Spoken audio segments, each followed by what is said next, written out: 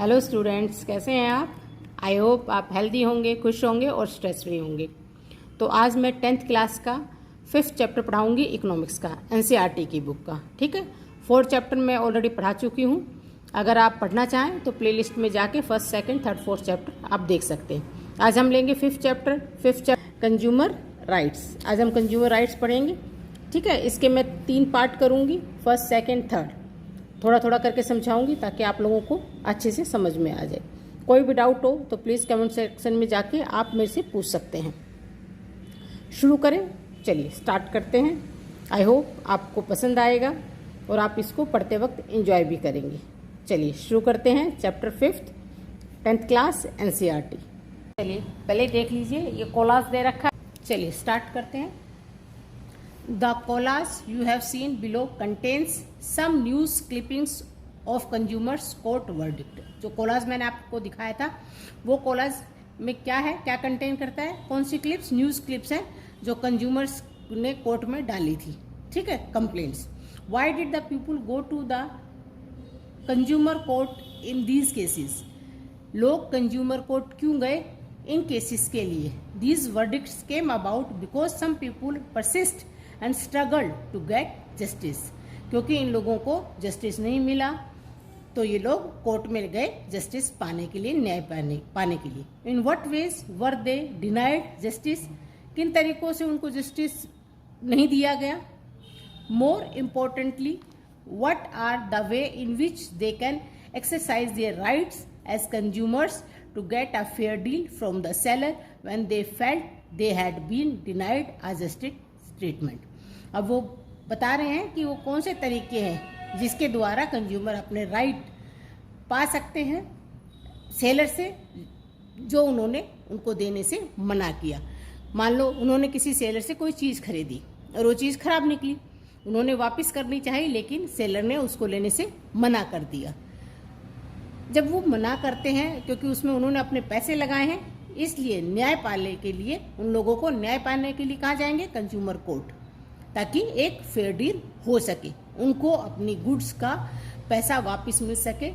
इसलिए उनको consumer court जाना पड़ा। आगे है the consumer in the market place. Market place में कंज्यूमर की कंडीशंस बताई गई हैं। We participate in the market both as producer and consumer. Market में दोनों लोग पार्टिसिपेट करते हैं, प्रोड्यूसर भी और कंज्यूमर्स भी। प्रोड्यूसर वो होते हैं जो चीज़ें प्रोड्यूस करते हैं, कंज्यूमर्स जो चीज़ों को कंज्यूम करते हैं या खरीदते हैं। As producer of goods and services we could be working in any of the sector discussed earlier such as agriculture, industry और सर्विस। जैसा कि बताया गया, एज ए प्रोड्यूसर हम हर सेक्टर में काम करते हैं, एग्रीकल्चर में भी, इंडस्ट्री में भी और सर्विस में भी। Consumers participate in the market. और कंज्यूमर्स किस में पार्टिसिपेट करते हैं? केवल मार्केट में, चीज़ों को खरीदने के लिए, कंज्यूम करने के लिए वो चीज़ें खरीदते हैं। When they purchase a good or service they need. जब भी वो कोई चीज़ मार्केट से कोई गुड या सर्विस खरीदते हैं जिनकी उन्हें ज़रूरत होती है, वो चीज़ें वो मार्केट से खरीदते हैं। They are the final goods that people as consumer use. ये फाइनल गुड्स होती हैं जो कंज्यूमर मार्केट से खरीदता है। फाइनल गुड का मतलब तैयार प्रोडक्ट होता है। ठीक है, जैसे शूज़ तैयार, बिस्किट्स तैयार। In the preceding chapter we discuss the need for rules and regulation और steps that would promote development. पिछले वाले चैप्टर में हमने पढ़ा कि वो कौन से रूल्स एंड रेगुलेशन हैं या वो स्टेप्स उठाए जाते हैं जिसमें हम डेवलपमेंट कर सके, डेवलपमेंट को प्रमोट कर सके, बढ़ावा दे सकें।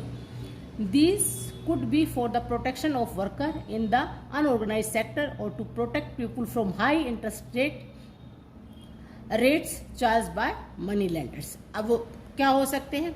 वो वर्कर्स अनऑर्गेनाइज सेक्टर में जो वर्कर काम करते हैं उनके राइट्स को प्रोटेक्ट करना, या जो मनी लेंडर है जो वो लोन लेते हैं उनके ऊपर जो हाई इंटरेस्ट लगाते हैं उनको सेव करना या उनसे बचाव करना।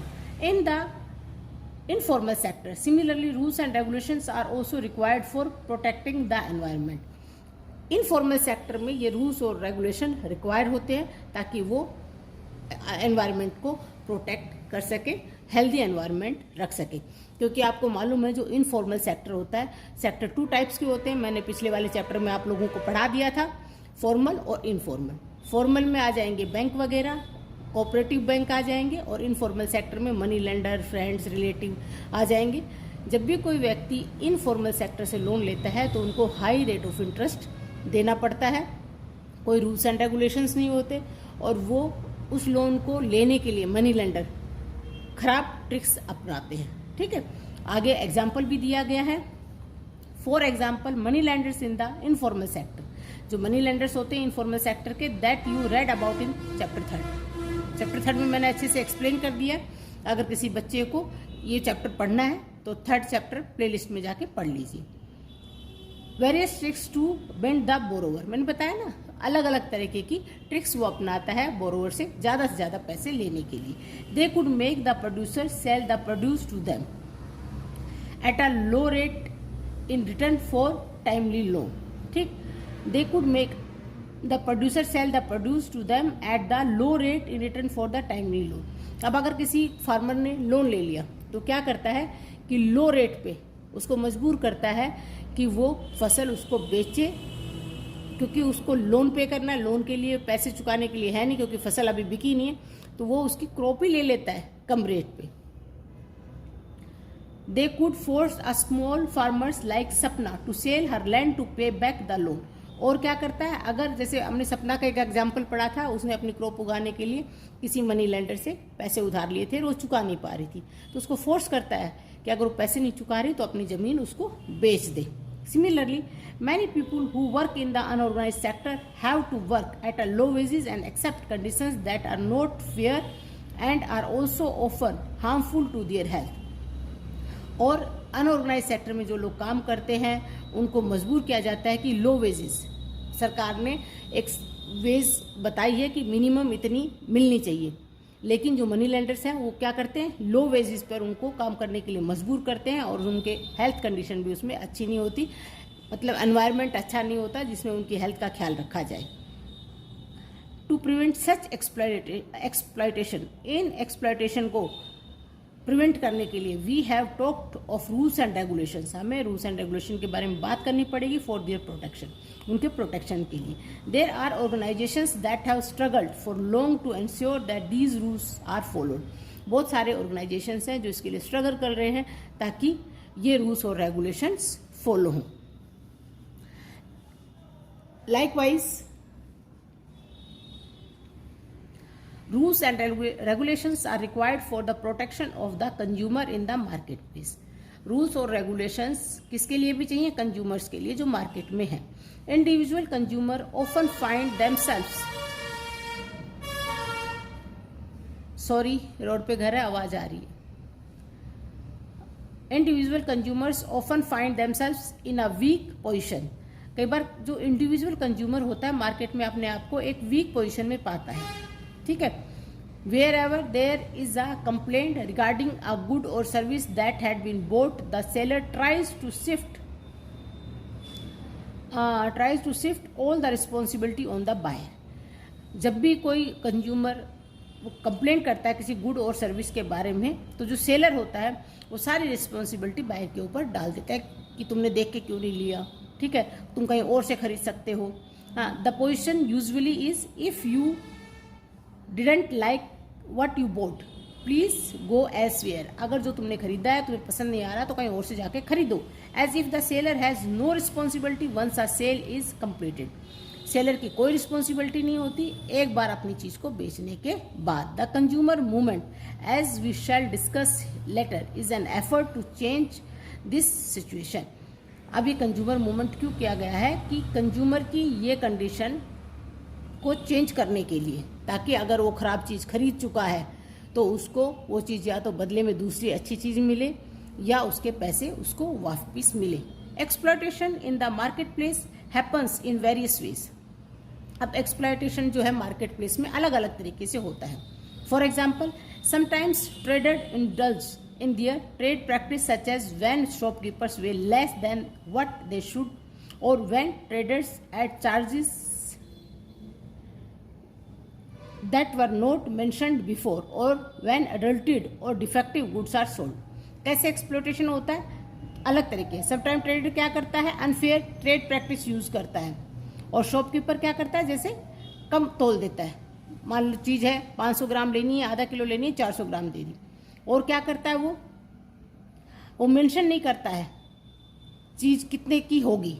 मान लो कीमत है मार्केट में चीनी की 30 रुपये, वो 40 रुपये चार्ज कर रहा है, ठीक है। और क्या करता है, डिफेक्टिव चीज़ें बेच देता है।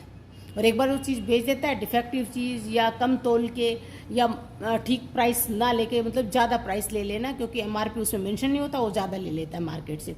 और जब कंज्यूमर उसकी कंप्लेंट करता है तो वो अपना पल्लू झाड़ लेता है कि कुछ नहीं, तुम कहीं और से लिया करो, अब यहाँ से मत लेना, ठीक है। आगे, markets do not work in a fair manner when the producer are few and powerful whereas consumers purchase in a small amount and are scattered. अब मार्केट में क्या है कि प्रोड्यूसर तो कम है लेकिन पावरफुल है, लेकिन कंज्यूमर क्या है, वो एक स्मॉल अमाउंट खरीद रहे हैं और वो बिखरे हुए हैं, स्कैटर्ड है, इसलिए वो अपना राइट नहीं ले पाते हैं। This happens specially when large companies are producing these goods.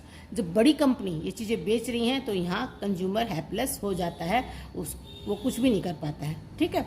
These companies with huge wealth, power and reach can manipulate. अब जो बड़ी कंपनी है इनके पास वेल्थ भी है, पावर भी है और उनकी रीच भी है कंज्यूमर्स को मैनिपुलेट करने के लिए मार्केट में अलग अलग तरीकों से। At times false information is passed on through the media. कई बार गलत इन्फॉर्मेशन भी मीडिया के थ्रू पास की जाती है, जैसे ऐड निकलती है किसी चीज़ की, अच्छी बताई जाती है लेकिन वो चीज़ खराब होती है। बड़ी कंपनी है, ऐड निकाल देती हैं खूब अच्छा सा, और जब वो चीज़ ली जाती है तो ठीक नहीं निकलती। And other source to attract the consumers. मैंने बोला ना, कई तरीके होते हैं कंज्यूमर्स को अट्रैक्ट करने के लिए, फेक एडवर्टीजमेंट भी चलाई जाती हैं। For example, a company for years sold powder milk for babies all over the world as the most scientific produce, claiming this to be better than mother's milk। एक company थी जो दूध बेच रही थी और कहती थी कि ये जो मिल्क पाउडर है ये माँ के दूध से भी अच्छा है, ठीक है।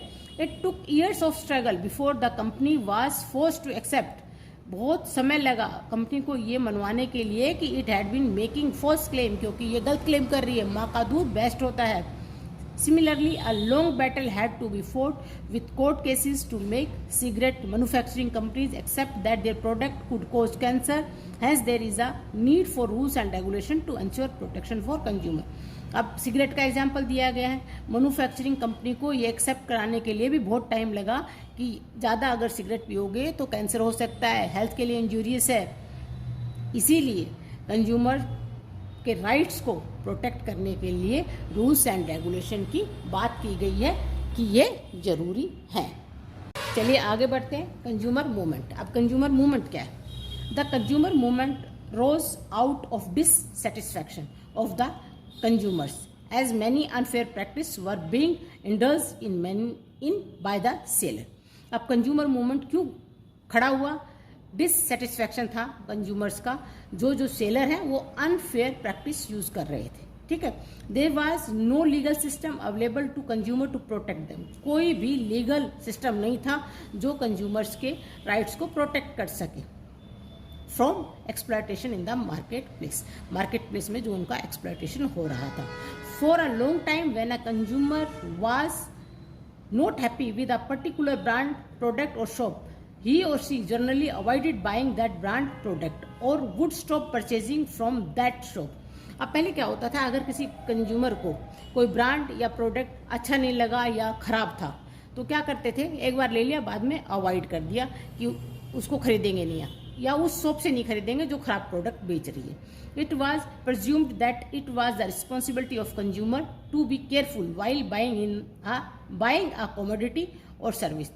अब ये क्या मान लिया जाता था कि ये रिस्पॉन्सिबिलिटी किसकी है? कंज्यूमर की, कि उसको ध्यान से जो भी कमोडिटी खरीद रहा है या सर्विस खरीद रहा है वो केयरफुली खरीदे, देख के। It took many years for organisations in India and around the world to create awareness amongst people. बहुत समय लग गया इन ऑर्गेनाइजेशन को इंडिया में लोगों के बीच में अवेयरनेस फैलाने में। There has also shifted the responsibility of ensuring quality of goods and services on the seller। और बहुत टाइम लग गया सेलर्स के ऊपर गुड्स की और सर्विसेज की रिस्पॉन्सिबिलिटी डालने के लिए। In India the consumer movement as a social force originated with the necessity of the protection and promoting the interest of the consumer against unethical and unfair trade practice. अब India में भी ये movement खड़ा किया गया ताकि consumers को जो अनफेयर प्रैक्टिस सेलर्स यूज़ करते हैं उनसे बचाने के लिए। और ये क्या हो सकती है? Rampant food shortage, hoarding, black marketing, adulteration of food and edible oil gave birth to the consumer movement in an organisation from in 1960s। अब ये क्या यूज़ करते थे? जैसे किसी चीज़ की शॉर्टेज दिखा दी, मार्केट में शॉर्टेज दिखा दी तो डिमांड बढ़ेगी और उसके वो ज़्यादा पैसे लेंगे, ठीक है। होर्डिंग कर लेते थे, ब्लैक मार्केटिंग कर लेते थे और इससे ज़्यादा प्रॉफिट कमाते थे। इसलिए इंडिया में ये मूवमेंट कब शुरू हुआ? 1960s में। Till the 70s consumer organisations were largely engaged in writing articles and holding exhibitions. अब 70s तक भी क्या हुआ कि ये ऑर्गेनाइजेशन जो थे, कंज्यूमर ऑर्गेनाइजेशंस, ये क्या करते रहे? आर्टिकल्स लिखते रहे, एग्जीबिशंस लगाते रहे लोगों को, कंज्यूमर्स को अवेयर करने के लिए। They formed consumer groups to look into the malpractice in ration shops and overcrowded in the road passengers transportation. अब ये जो ऑर्गेनाइजेशन है ये राशन शॉप में जो मेल प्रैक्टिस होती है उनकी तरह उन पे नज़र रखने लगे, रोडों पे जो पैसेंजर्स होते हैं उनको जाके अवेयर करते रहे। More recently India witnessed an upsurge in the number of consumer group. अब इंडिया में बहुत सारे ऑर्गेनाइजेशन आ गए हैं, कंज्यूमर ग्रुप्स, जो कंज्यूमर्स को अवेयर करते हैं उनके राइट्स के लिए, ताकि अगर उनके साथ कोई धोखाधड़ी हुई है तो वो कोर्ट में जाके कंप्लेंट कर सकें और उसका कंपनसेट पा सकें। चलिए आगे बढ़ते हैं। आगे एक है कंज्यूमर्स इंटरनेशनल, ठीक है। In 1985 United Nation adopted the UN guidelines for consumers protection. 1985 में यूएन ने क्या अडोप्ट किया? गाइडलाइंस, कंज्यूमर प्रोटेक्शन की गाइडलाइंस अडोप्ट की। This was a tool for nation to adopt measure to protect consumer and for consumer advocacy groups to press their government to do so. अब ये क्या था? ये एक टूल था, एक प्रकार से औजार था नेशंस को कि इनको आप अपनाएं ताकि कंज्यूमर्स को, जो कंज्यूमर्स के राइट है वो प्रोटेक्ट हो सके। और उनको किसका समर्थन मिला? कंज्यूमर ग्रुप्स का, ताकि वो गवर्नमेंट को इसके लिए फोर्स करें कि ये राइट्स कंज्यूमर्स को दिलाए जाएं। All the international level this has become the foundation for consumer movement. ये कंज्यूमर मूवमेंट का एक आधारशिला थी। Today Consumers International has become an umbrella body to over 220 member organizations from over 115 countries। आज जो ये इंटरनेशनल कंज्यूमर है इसके कितने ऑर्गेनाइजेशन हैं? इसके टोटल मेंबर हैं 220 और कितनी कंट्रीज इसके मेंबर बनी हुई है? 150। शुरू हुआ था ये 1985 में, आज 220 इसके ऑर्गेनाइजेशंस बन चुके हैं और 115 कंट्रीज इसकी मेंबर हैं। Because all of these efforts the movement successful in bringing pressure on the business firms as well as government. अब क्योंकि ये लोगों का इतना एफर्ट स्टार्ट हो गया, ऑर्गेनाइजेशन बन गए, मूवमेंट स्टार्ट हो गए, तो ये गवर्नमेंट को और फर्म्स को मजबूर कर रही है टू करेक्ट बिजनेस कंडक्ट, कि वो अपना बिजनेस कंडक्ट ठीक करें, विच में B unfair and against the interest of the consumer at large, जो कि कंज्यूमर के लिए अनफेयर है और गलत है, ठीक है। A major step taken in 1986 by the Indian government was the enactment of the consumer protection act 1986। इसका पहला मेजर स्टेप क्या था कि इंडियन गवर्नमेंट ने कंज्यूमर प्रोटेक्शन एक्ट बनाया 1986 में, जिसको शॉर्ट फॉर्म में बुलाया जाता है कोपरा। कोपरा के बारे में हम बाद में पढ़ेंगे। चलिए स्टूडेंट्स, अब आगे स्टार्ट करते हैं। नेक्स्ट है कंज्यूमर्स राइट, ठीक है। सेफ्टी इज एवरीवन्स राइट, कि सेफ्टी हर किसी का राइट है, ये हमें मिला हुआ है, ठीक है। तो इसमें पहले एक एग्जाम्पल दे रखा है, उसके बाद मैं इसको एक्सप्लेन करूंगी। इसमें रेजू का वो है एग्जाम्पल, रेजूज सफरिंग, क्या सफरिंग थी उसकी, अब ये एग्जाम्पल देकर समझाया गया। चलिए स्टार्ट करते हैं। रेजू मैथ्यू नाम है, एक स्टूडेंट है, a healthy boy studying in class 9th, एक हेल्दी बच्चा था जो 9th क्लास में पढ़ता था। Was admitted in a private clinic in Kerala for removal of tonsils. उसको गले में टॉन्सिल्स हो गए थे, उसके रिमूवल के लिए उसको क्लिनिक में एडमिट किया गया। An ENT surgeon performed the tonsillectomy operation.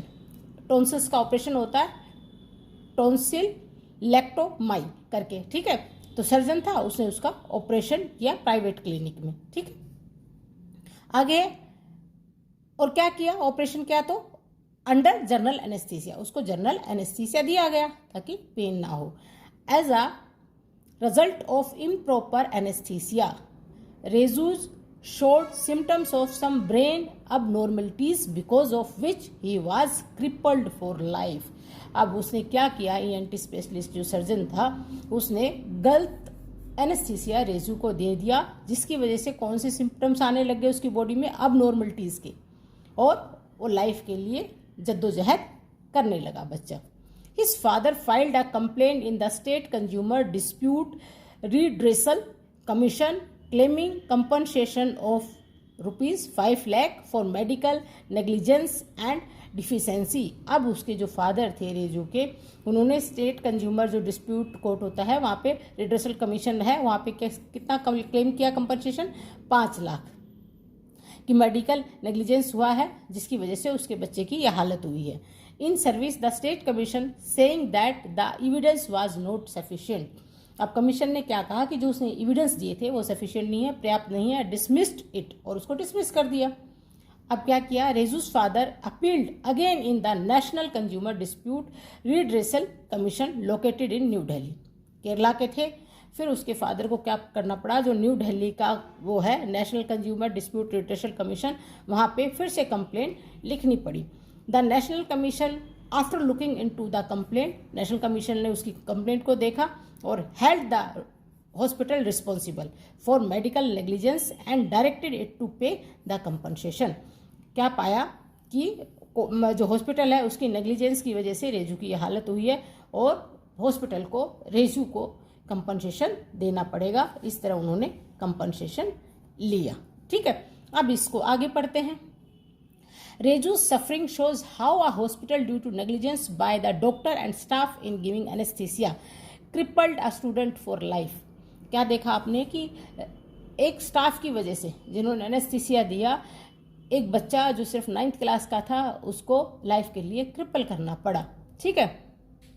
While using many goods and services we as consumer, कि हम बहुत सारी गुड्स और सर्विसेज यूज करते हैं, as a consumer have the right to be protected against the marketing of goods and delivery of services that the hazardous to life and property. मतलब हमारे protection, जो गुड्स और डिलीवरी जो खराब है, जो हमें और हमारी प्रॉपर्टी को नुकसान पहुंचा रही हैं, उसका प्रोटेक्शन होना चाहिए, उनके अगेंस्ट कुछ कार्रवाई होनी चाहिए, ठीक है। हमारा भी राइट बनता है कि जो भी हम गुड्स और सर्विसेज अवेल कर रहे हैं, यूज कर रहे हैं, अगर वो चीज़ें खराब है तो उसके अगेंस्ट कोई कानून होना चाहिए कि वो हमें कंपनसेट की जा सके। There are many goods and services that we purchase that require special attention to safety. बहुत सारी चीज़ें जो हम खरीदते हैं उनके लिए स्पेशल अटेंशन की जरूरत होती है। फॉर एग्जाम्पल क्या दिया, जैसे pressure cooker have a safety valve. Pressure cooker में एक सेफ्टी वॉल्व होता है, ठीक है। अगर वो ठीक नहीं है, इफ इट इज डिफेक्टिव, अगर वो डिफेक्टिव है तो क्या हो सकता है, प्रेशर कुकर फट सकता है और हम मर भी सकते हैं या कोई सीरियस इंजरी हो सकती है। Can cause a serious accident, अगर सेफ्टी वॉल्व अच्छा नहीं है, सारे सेफ्टी मेजर को चेक करके सेफ्टी वॉल्व नहीं लगाया गया है तो मेजर एक्सीडेंट हो सकता है। तो क्या होना चाहिए, the manufacturers of the safety valve have to ensure high quality, कि जो सेफ्टी वॉल्व लगाएं मैन्युफैक्चर वो हाई क्वालिटी का बनाए और उसमें लगाएं। वी ऑल्सो नीड पब्लिक और government action to see that this quality is maintained however.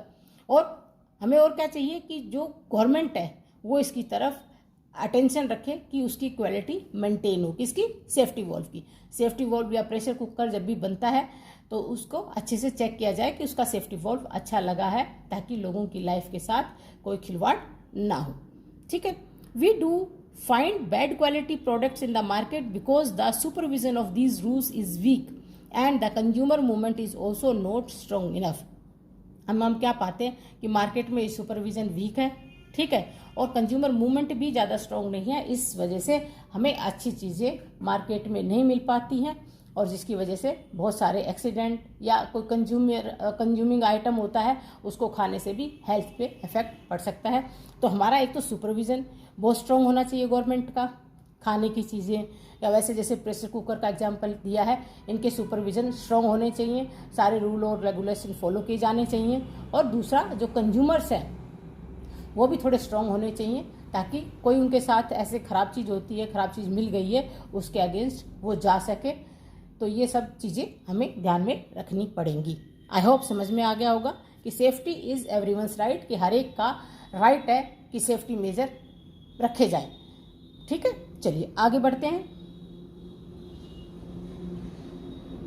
आगे है information about goods and services. अब जो भी गुड्स और सर्विसेज हम ले रहे हैं उनकी ठीक इन्फॉर्मेशन हमें मिलनी चाहिए एज अ कंज्यूमर। कोई भी चीज़ अगर हम ले रहे हैं, मार्केट से खरीद रहे हैं, तो उसके ऊपर जो डिटेल्स लिखी होती हैं वो सही होनी चाहिए। ठीक है, चलिए। When you by any commodity you will find certain details given on the packing. जैसे मैंने बताया कि आप कोई भी चीज़ खरीदते हैं तो उसके ऊपर, जैसे बिस्किट का पैकेट ले लीजिए, जब भी आप बिस्किट का पैकेट खरीदते हैं उसके ऊपर आप देखते हैं कि इसमें क्या क्या कंटेंट है, इसमें मैदा है, शुगर है और क्या क्या प्रिजर्वेटिव इसमें मिलाए हुए हैं। तो वो इन्फॉर्मेशन हमेशा करेक्ट होनी चाहिए जो डिटेल्स दी हुई हैं। These details are about ingredients used, price, batch, number, date of manufacturing, expiring date and the address of the manufacturer। उसके ऊपर कौन कौन सी डिटेल्स होती है? एक तो जो जो इंग्रेडिएंट्स उसमें यूज़ किए गए हैं, उसका प्राइस क्या है, उसका बैच मार्क क्या है, उसका डेट ऑफ मैन्युफैक्चरिंग क्या है कि कब वो बनी, कब वो एक्सपायर होगी, और जिसने इसको बनाया मैन्युफैक्चरर उसका address. When we buy medicines on the packets you might find directions for proper use.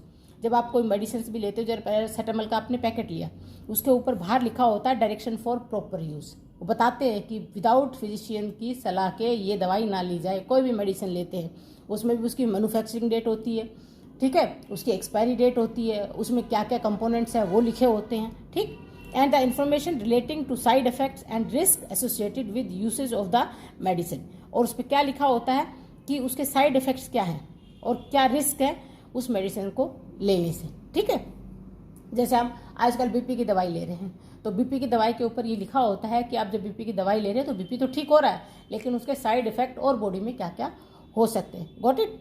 When you buy garments you will find information on the instructions for washing. जब आप कोई गारमेंट्स लेते हैं, कोई भी कपड़ा लेते हैं, क्लोथिंग लेते हैं, तो उस पर लिखा होता है कि उसको कैसे यूज़ किया जाए। हैंड वॉश है, मशीन वॉश है, सॉफ्ट वॉश है, डिटर्जेंट में वॉश है या इजी डाल के उसको वॉश करें, ये भी सब उसमें लिखा होता है। उसका क्या नाम, कॉटन काउंट कितना है, ये सब उसमें मेंशन होता है, ताकि उसी हिसाब से आप उस चीज़ को यूज़ करें या धोएं। Why is it that rule have been made so that the manufacturer displays this information? Why is it that rule? ये रूल क्यों है कि ये जो चीज़ें हैं जो मैन्युफैक्चरर को ये इन्फॉर्मेशन उस पर लिखी जाती है या मैन्युफैक्चरर ये चीज़ें लिखता है, ऐसा क्यों रूल बना है? इट इज़ बिकॉज, ये इसलिए है कि consumer have the right to be informed. Consumer का क्या राइट है कि जो चीज़ वो यूज़ कर रहा है उसकी इन्फॉर्मेशन उसके पास होनी चाहिए, कि वो क्या चीज़ इस्तेमाल कर रहा है उसके बारे में उसको पता होना चाहिए, ये उसका राइट है। ठीक है, about the particular of goods and services that they purchase. जो चीज़ें खरीद रहा है, सर्विस और गुड, उसके बारे में उसको जानकारी का राइट है। Consumers can then complain and ask for compensation or replacement if the product proves to be defective in any manner. और क्या है, कंज्यूमर कंप्लेन कर सकता है या कंपनसेशन के लिए मांग कर सकता है या उसको रिप्लेस करने के लिए कह सकता है अगर जो प्रोडक्ट उसने खरीदा है वो डिफेक्टिव है या कोई और उसमें प्रॉब्लम है। For example, if we by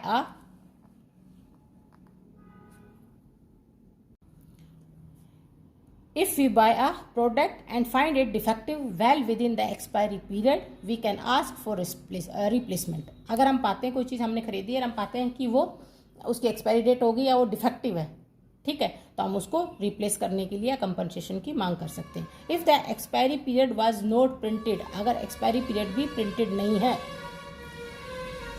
the manufacturer would blame the shopkeeper and will not accept the responsibility. अगर उस पर प्रिंट नहीं है एक्सपायरी डेट का, तो मैन्युफैक्चरर किसको ब्लेम कर सकता है? शॉपकीपर को, कि उसने and will not accept the responsibility, और वो रिस्पॉन्सिबिलिटी भी एक्सेप्ट नहीं करेगा उस प्रोडक्ट की। If people sell medicine that have expired, severe action can be taken against them. अगर कोई लोग मेडिसिन बेचते हैं जिनकी डेट एक्सपायरी हो गई है, उनके अगेंस्ट सीरियस एक्शन लिया जा सकता है, क्योंकि मेडिसिन ऐसी चीज़ें जो पूरी बॉडी पर अफेक्ट करती हैं। जैसे आपने रेजू का एग्जांपल देखा, एनेस्थीसिया उसको ठीक से नहीं मिला तो बच्चे की ज़िंदगी खराब हो गई। तो मेडिसिन का ऐसा है, अगर वो एक्सपायरी हो गई हैं और हम उसको कंज्यूम कर लेते हैं तो हमारी बॉडी पर उसके अलग अलग सिम्टम्स दिखने शुरू हो जाते हैं जो हमारी लाइफ के लिए सही नहीं है। इसलिए अगर कोई ऐसा एक्सपायरी डेट की मेडिसिन बेचता है तो उसके अगेंस्ट सीरियस एक्शन होना चाहिए।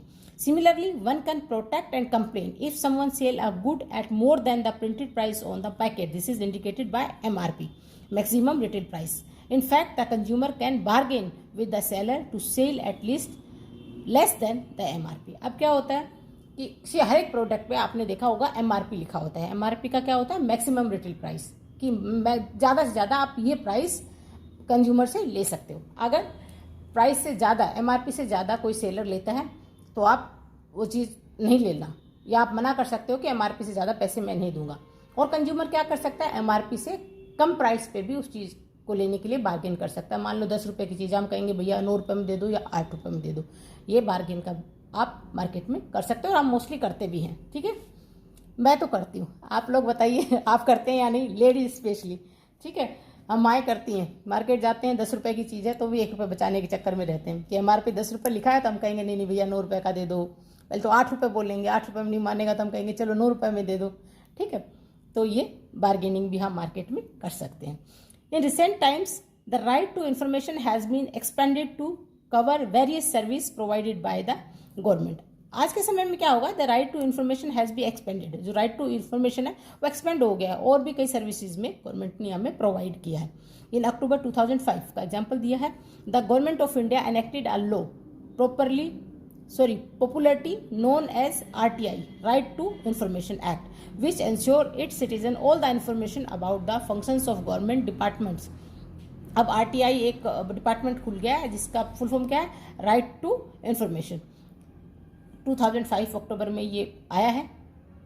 ठीक है, इसमें कोई भी जो इंडियन सिटीजन है वो गवर्नमेंट के फंक्शंस के बारे में कुछ भी इंफॉर्मेशन मांग सकता है, ये उसका राइट है। और जो गवर्नमेंट डिपार्टमेंट्स हैं उनको वो इंफॉर्मेशन उनको देनी पड़ेगी।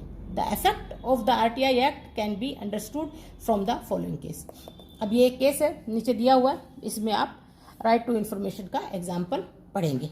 ठीक है, इसमें क्या एग्जाम्पल दिया है? अमृता नाम है, engineering graduate, after submitted all the certificates and attending the interview for a job in a government department. एक बच्ची है अमृता जिसका नाम है, इंजीनियर है। ठीक है, उसने सारे सर्टिफिकेट अपनी एक इंटरव्यू के दौरान सबमिट कर दी हैं, गवर्नमेंट जॉब के लिए उसने अप्लाई किया था। ठीक है, अब क्या हुआ उसके साथ? Did not receive any news of the result. उसे इंटरव्यू दे दिया, अपने सर्टिफिकेट भी सब सबमिट कर दी, लेकिन उसका कोई रिजल्ट की कोई न्यूज़ उसको नहीं मिली कि उसका सिलेक्शन हुआ, रिजेक्शन हुआ, कुछ भी उसको इन्फॉर्म नहीं किया गया। The official also refuse to compile with her queries, और जो उसने क्वारीज थी, उसकी जो क्वेश्चन थे जो पूछे, और ऑफिशियल उसको नहीं दे रहे थे। She thereafter filed an application using the RTI act saying that it was her right to know the result in a reasonable time so that she could plan her future. अब उसने RTI में एक application डाली जिसमें कहा कि उसका right है कि उसे पता होना चाहिए कि उसकी जॉब लगी है नहीं लगी है, कि ऑफिसर को जो डिपार्टमेंट है उसको उसे इन्फॉर्म करना चाहिए था कि उसका इंटरव्यू का क्या रहा, उसका सिलेक्शन हुआ रिजेक्शन हुआ, ताकि वो अपनी फ्यूचर प्लानिंग कर सके। अगर सिलेक्शन हो गया है तो किसी दूसरी जगह नहीं जाए, अगर रिजेक्शन हुआ है तो और जगह अप्लाई कर सके। उसको कोई इन्फॉर्मेशन ऑफिस की तरफ से नहीं मिला, इसके लिए उसने RTI में एक एप्लीकेशन डाली। ठीक है, she was not only informed about the reason for delay in the declaration of the result but also got her call letters for appointment as she performed well in the interview. अब उसने सिर्फ was not only informed, उसको केवल information ही नहीं मिली कि उसका result late क्यों हुआ, जो डिक्लेयर करना था रिजल्ट, उसके रीजंस दिए गए कि क्यों डिले हुआ, और साथ में उसको क्या मिला? अपॉइंटमेंट भी मिला उसकी जॉब का, कि वो अप्रूव कर दिया गया है, उसका सिलेक्शन हो गया है।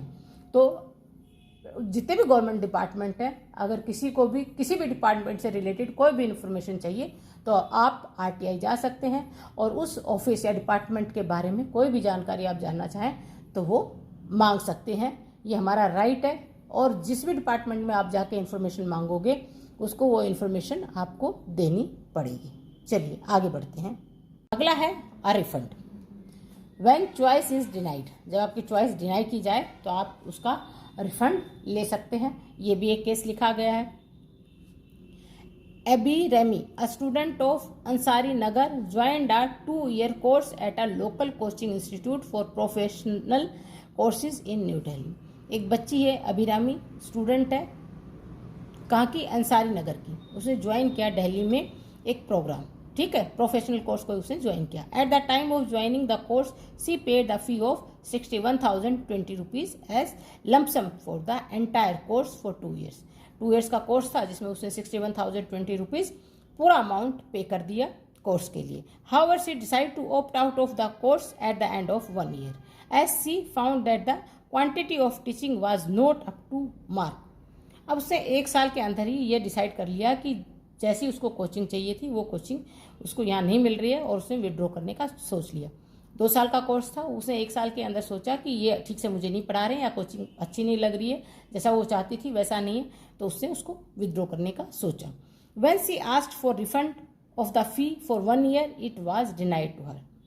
क्योंकि उसने 1 साल का कोर्स कर लिया था तो 1 साल बचा था तो उसने अपने 1 साल के पैसे वापस मांगे, लेकिन इंस्टीट्यूट ने मना कर दिया। When she filed the case in the district consumer court, the court directed the institute to refund rupees 28,000, saying that she had the right to choose। अब कोर्ट ने क्या कहा, उसने आरटीआई कोर्ट में केस डाला डिस्ट्रिक्ट कंज्यूमर कोर्ट में कि उसने 1 साल का कोर्स कर लिया है, 2 साल की फीस उसने दे दी है तो 1 साल की फीस उसको रिफंड होनी चाहिए। कोर्ट ने इंस्ट्रक्ट किया कि उसको 28,000 वापस किए जाए क्योंकि इसका ये राइट है चूज करने का। The institute again appealed in the state consumer commission. अब इंस्टीट्यूट ने रिफंड नहीं देना चाहता था तो उसने क्या किया, इसने डिस्ट्रिक्ट कोर्ट में किया था, उसने स्टेट कोर्ट में जाके उसके अगेंस्ट केस कर दिया। The state commission upheld the district court's direction and the further fined the institute rupees 25,000 for a frivolous appeal. क्योंकि डिस्ट्रिक्ट कोर्ट ने 28,000 बोला था, अब स्टेट जो कोर्ट है कंज्यूमर कोर्ट है उसने कह दिया चलो 25,000 आप इसको दे दो। It also directed the institute to pay ₹5,000 as compensation and litigation of cost. अब उसको 25,000 तो देने पड़े, 7,000 और देने पड़े एज ए कंपनसेशन, ठीक है। The state commission also restrained all the educational and professional institute in the state from charging fee from the student for the entire duration of the course in advance, and that too at one go. Any violation of this order may invite penalties and imprisonment, the commission said। अब उसने क्या कहा कि आप जो charge कर रहे हो बच्चों से, स्टेट गवर्नमेंट ने और क्या किया, सभी एजुकेशनल इंस्टीट्यूट और प्रोफेशनल इंस्टीट्यूट्स को क्या स्टेट किया कि in the state from charging fee from the student for the entire duration of the course, जो पूरे कोर्स की जो आप फीस चार्ज करते हो एडवांस में, that too at one go, वो एक बार में हो जानी चाहिए। और कोई भी वायलेशन अगर इसका करता है तो उस पर क्या लगेगा, पेनल्टी लगेगी या जेल की सजा होगी। चलिए अब लास्ट का ही थोड़ा सा और पढ़ लेते हैं, उसके बाद अगला जो मैं पढ़ाऊंगी वो पार्ट 2 में पढ़ाऊंगी, ठीक है। What do we understand from this incident, इस इंसिडेंट से हमें क्या सीखने को मिला। Any consumer who receives a service in whatever capacity regardless of age, gender and nature of the service has the right to choose whether to continue to receive the service. अब हर एक आदमी का ये right है choose करने का, कोई भी सर्विस जो उसने ली है वो उसको कंटिन्यू करे या बीच में छोड़ दे। अगर फुल अमाउंट दे दिया है बीच में छोड़ना चाहता है तो उसको रिफंड मिलेगा। Suppose you want to buy toothpaste and the shop owner says that she can sell the toothpaste only if you buy a toothbrush, ठीक है। If you are not interested in buying the brush, your right to choose is denied. अगर आप कोई toothpaste खरीदते हो, example दिया है, और सेलर आपको कहता है इसके साथ आपको ब्रश भी खरीदनी पड़ेगी, तो आपका ये राइट है कि आप मना कर दें कि नहीं मुझे तो टूथपेस्ट ही चाहिए, मुझे ब्रश नहीं चाहिए, ठीक है। Sometimes gas supply dealers insist that you have to buy the stove from them when you take a new connection. कई बार जब आप गैस का नया कनेक्शन लेते हो तो बायर क्या करता है, आपको कहता है जी आप स्टोव भी ले लो, चूल्हा भी ले लो, ठीक है, आपको फोर्स करता है। लेकिन अगर आप नहीं चाहें, आपके पास स्टोव है, तो आप उसको डिनाई कर सकते हो कि नहीं जी मुझे कनेक्शन नहीं चाहिए। In this way many are times you are forced to buy things that you may not wish to and you are left with no choice. कई बार आपको फोर्स किया जाता है कि जो चीज़ें आप नहीं खरीदना चाहते वो भी आपको खरीदनी पड़ती हैं, जैसे गैस कनेक्शन का एग्जाम्पल दे दिया, ठीक है बच्चे। अब ये चैप्टर मैंने कुछ पोर्शन में पढ़ा दिए, बाकी अगला पोर्शन सेकंड पार्ट में कराऊंगी। हो सकता है सेकंड पार्ट में मैं सब खत्म करा दूं। आप बताइए मेरी टीचिंग आपको कैसी लग रही है। आई होप आप एंजॉय कर रहे हैं। तो प्लीज़ लाइक तो बनता है, लाइक कीजिए, शेयर कीजिए एंड सब्सक्राइब कीजिए। Thank you students. ध्यान रखिए अपना, स्ट्रेस फ्री रहिए और धीरे धीरे आराम से पढ़ते रहिए, पढ़ाई को एंजॉय कीजिए। Best of luck, bye bye.